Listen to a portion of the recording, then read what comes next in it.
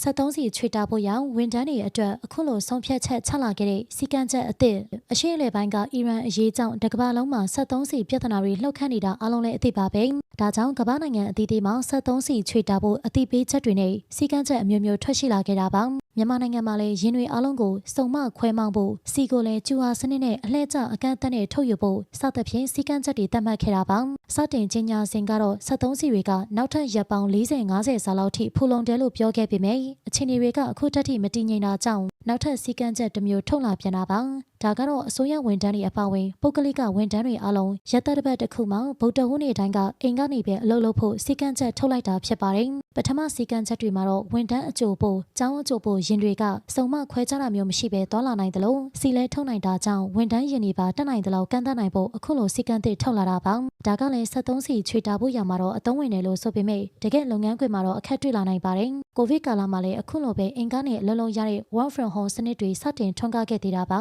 အဆင်ပြေတာတွေလည်းရှိခဲ့ပေမဲ့အင်တာနက်လိုင်းကြောင့်အခက်တွေ့ရတာတွေများလာပါတယ်ရှင်လိုင်းဆွဲရမကောင်းတာကြောင့်အလုံးမတွင်တာတွေနဲ့စိတ်ရှုပ်ရတာတွေရှိလာခဲ့တာပါဒါကြောင့်ဝန်ထမ်းတချို့ကတော့ဒီစီကံချက်အပေါ်သဘောမကျပဲ73စီပြဿနာတွေအမြန်ပြေလည်စေဖို့ဆန္ဒရှိနေတာဖြစ်ပါတယ်ပြည်သက်တို့ရောဝန်ထမ်းတွေအလုံးကိုဗုဒ္ဓဟူးနေ့တိုင်း work from home အလုပ်လုပ်ဖို့ချမှတ်လိုက်တဲ့စီကံချက်အပေါ်ဘယ်လိုထင်မြင်ကြပါသလဲရှင်ဂျီအန်ပြည်သက်များလုံးကိုကျေးဇူးတင်ပါတယ်နေ့အတိုင်းအတွက်ပြောရှင်းပါစေ